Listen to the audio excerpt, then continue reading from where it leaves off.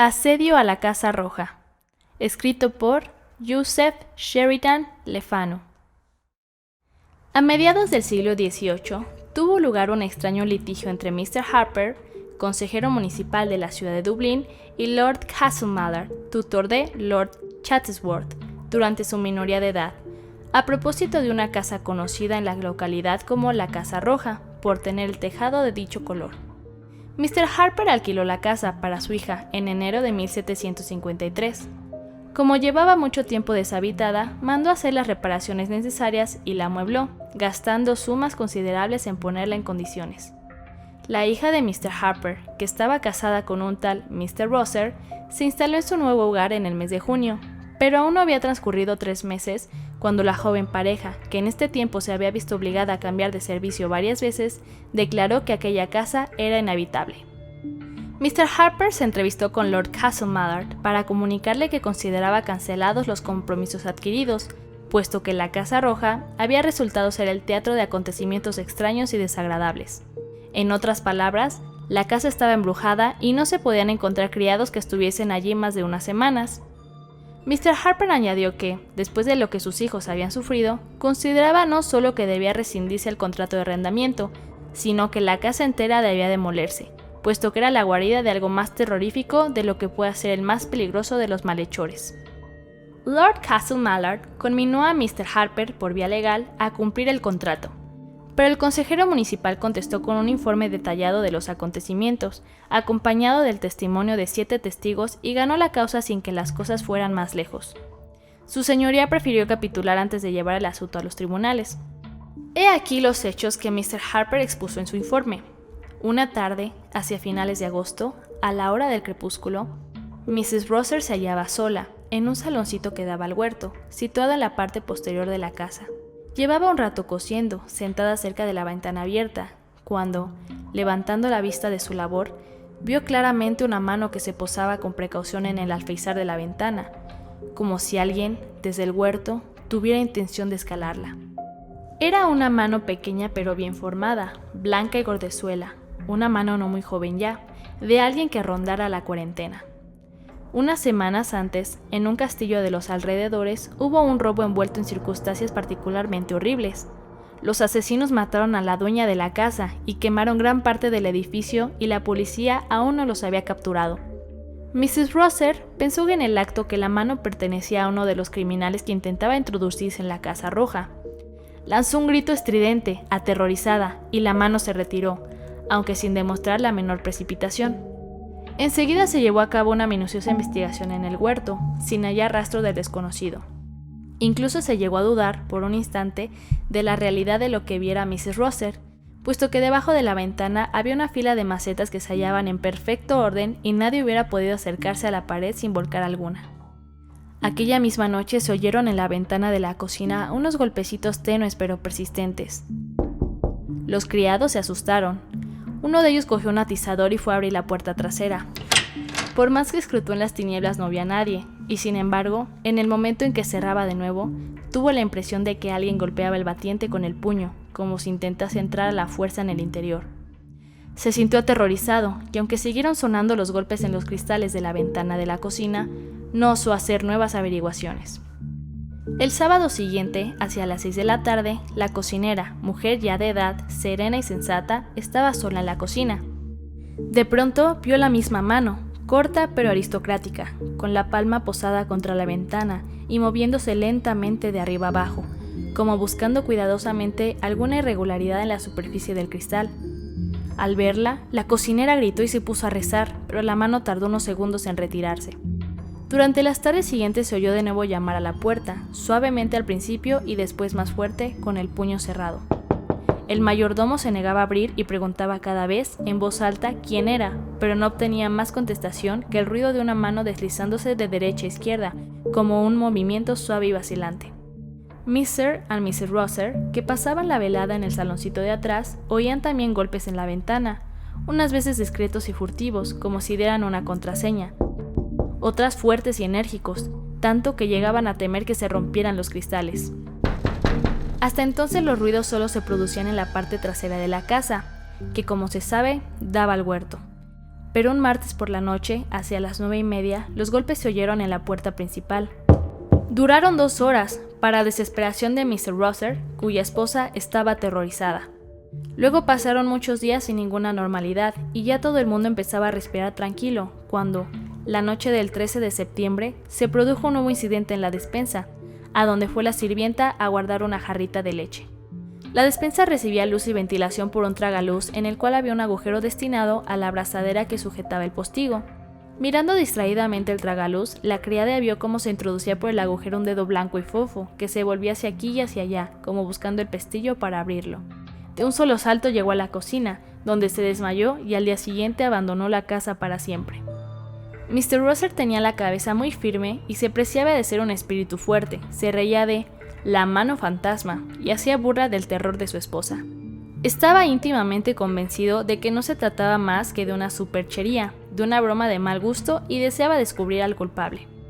No guardó su opinión para sí, sino que se la comunicó a todos, diciendo que el autor de la conspiración debía ser algún criado despedido. Sin embargo, era ya de que se hiciese algo, porque los criados e incluso Mrs. Rosser, tan dulce y pacífica, empezaban a sentirse inquietos y disgustados. Ninguna de las mujeres se atrevía a andar a solas por la casa después de la puesta del sol. Una tarde, cuando los golpes llevaban más de una semana sin sonar, Mr. Rosser, que estaba trabajando en su despacho, oyó llamar suavemente a la puerta principal. La noche estaba completamente en calma, lo que permitía oír con toda claridad. Mr. Rosser abrió la puerta de su despacho y se deslizó por el vestíbulo, sin hacer ruido. La forma de llamar había cambiado un poco. Ahora eran unos golpes suaves y regulares, dados con la palma de la mano contra la puerta. Mr. Rosser fue a abrir bruscamente, pero se contuvo, y tomando las mismas precauciones de antes, se dirigió a una alacena donde guardaba los bastones, las espadas y las armas de fuego.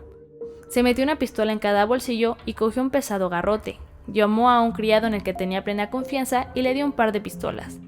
Los 2 hombres, armados hasta los dientes, se dirigieron a la puerta principal sin hacer el menor ruido. Todo ocurrió como había previsto Mr. Rosser.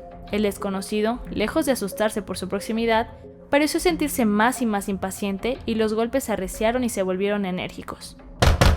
Mr. Rosser abrió la puerta, furioso, impidiendo el paso con el brazo, armado con el garrote.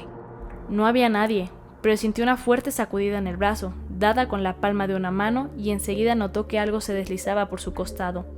El criado, que no veía ni oía nada, no pudo comprender por qué su amo miraba hacia atrás, atónito, y empezaba a dar garrotazos en el vacío, mientras cerraba la puerta con la mano izquierda. A partir de entonces, Mr. Rosser dejó de jurar y burlarse y empezó a sentir tanta presión como el resto de la familia. No estaba tranquilo, porque tenía la convicción de que al abrir la puerta había dejado de entrar al enemigo invisible que los asediaba. Aquella noche, Mr. Rosser, que no había dicho nada a su mujer, se retiró a su habitación más pronto que de costumbre. Antes de acostarse leyó algunas páginas de la Biblia, y cosa que no solía hacer, rezó. Permaneció despierto un buen rato, y por fin, hacia las 12:15, cuando empezaba a quedarse adormilado, oyó un ligero golpeteo en la puerta de su cuarto y luego el ruido de una mano deslizándose por el panel exterior. Saltó del techo aterrorizado y se acercó a la puerta gritando: «¿Quién anda ahí?». Pero no hubo más respuesta que el ruido, que la conocía tan bien, de una mano acariciando suavemente la puerta. A la mañana siguiente, la criada, temblando de horror, descubrió la huella de una mano en el polvo de una mesa sobre la que habían desempaquetado diversos objetos el día anterior. Mr. Rosser fue a examinar la huella y fingió darle menos importancia de la que en realidad le atribuía, a pesar de lo cual hizo que todos los habitantes de la casa colocaran la mano derecha sobre la mesa. Así obtuvo la huella de todas las manos, incluida la de su mujer y la suya propia. La mano desconocida era distinta a todas y correspondía exactamente a la descripción que de ella habían hecho tanto Mr. Rosser como la cocinera. Estaba claro que el dueño de la mano, quienquiera que fuese, se hallaba dentro de la casa. La nerviosidad general, que ya era grande, creció considerablemente. Durante las noches siguientes, Mrs. Rosser tuvo horribles pesadillas que la hacían saltar de la cama bruscamente, lívida y temblorosa, pero que luego no podía explicar en qué consistían. Cuando se despertaba no recordaba más que una lucha atroz con algo que no podía describir, y era posible que lo que ella consideraba pesadillas no fuera más que una enfermedad física más que moral. Una noche, cuando entraba en el dormitorio conyugal, Mr. Rosser se sintió atemorizado por el silencio absoluto que reinaba allí. Tenía el oído muy fino, y sin embargo no oía la respiración de su mujer, que se había acostado momentos antes. Una vela encendida, colocada sobre una mesa, iluminaba débilmente el lecho con dosel, cuyas cortinas estaban corridas como de costumbre. Mr. Rosser, que había estado verificando unas cuentas, llevaba en la mano un pesado libro diario. Con el corazón oprimido se acercó al lecho y descorrió la cortina. Por un instante creyó que su mujer había muerto. Yacía tendida, inmóvil, los ojos fijos, la frente perlada de sudor frío, y en la almohada, cerca de la cabeza había algo que, al principio, creyó que era un sapo, pero que en realidad era la mano blanca y fofa, cuya muñeca descansaba en la almohada y cuyos dedos se dirigían hacia la sien de Mrs. Rosser. Preso de terror, Mr. Rosser tiró el pesado volumen con todas sus fuerzas en dirección hacia donde debía hallarse el dueño de la mano. Esta se retiró al instante, pero sin prisa excesiva, mientras la cortina se ondulaba ligeramente. Mr. Rosser corrió hacia el otro lado de la cama y llegó a tiempo de ver cómo se cerraba la puerta del gabinete adyacente. La abrió y entró en la habitación. Estaba vacía. Cerró la puerta con llave y cerrojo. Llamó a las criadas y entre todos y tras muchos esfuerzos consiguieron que Mrs. Rosser se recuperara de su desmayo. La pobre señora era víctima de una crisis nerviosa. Lo que hizo que los Rosser abandonasen la Casa Roja para siempre fue la extraña enfermedad que atacó de pronto a su hijito, un chiquillo de 2 años y medio. El niño pasaba horas enteras desvelado, en el paroxismo del terror. Los médicos diagnosticaron un principio de hidroencefalitis y su madre, llena de inquietud, no abandonaba la cuna del niño y lo vuelaba, acompañada por la doncella. La cama del niño estaba adosada a la pared, con la cabecera contra una alacena cuya puerta no cerraba bien. Una cortinilla blanca rodeaba la cuna y descendía hasta la almohada. Las dos mujeres tardaron muy poco en darse cuenta de que el niño se iba tranquilizando paulatinamente cuando le cogían en brazos. Sin embargo, una vez que se había dormido y lo metían en la cuna de nuevo, a los 5 minutos empezaba a gemir como presa de un acceso de pánico. En una de aquellas ocasiones, primero la doncella y después Mrs. Rosser se dieron cuenta de la causa de los horribles sufrimientos del niño. Deslizándose por la entreabierta puerta de la alacena, medio escondida por el baldaquín de la cuna, apareció extendida la misma mano blanquecina y gordezuela, con la palma hacia abajo sobre la cabeza del niño. Lanzando un grito de terror, la madre cogió al niño en brazos y, seguida por la criada, penetró en la habitación donde dormía su marido. Apenas cerraron la puerta tras ella, se oyó un suave repiqueteo en el otro lado. Al día siguiente, los Rosser abandonaron la casa para siempre. Muchos años más tarde, un tal Mr. Rosser, anciano de grave aspecto pero gran hablador, contó con multitud de detalles la historia de un primo suyo, llamado James Rosser. Este había dormido durante cierto tiempo de su niñez en una habitación de una casa de tejado rojo, de la que se decía que estaba embrujada y que, andando el tiempo, fue demolida. Durante toda su vida, cada vez que estaba enfermo, fatigado o simplemente febril, tenía una penosa visión. Se le apareció un personaje grueso y pálido. Tenía esta visión siempre la misma, desde su más tierna infancia, y era tan precisa que conocía mejor los rasgos de aquella cara sensual, blanda y enfermiza, los rizos de su peluca empolvada y los bordados de su traje negro que la cara y vestidos de su abuelo, cuyo retrato, pendiente de la pared del comedor, presidía todas sus comidas. Mr. Rosser habló de ello como ejemplo de una pesadilla extrañamente monótona, precisa y persistente, y añadió que su primo, del cual hablaba en pasado, refiriéndose a él como el pobre Jimmy, consideraba especialmente horrible el hecho de que el personaje de la visión tuviera amputada la mano derecha.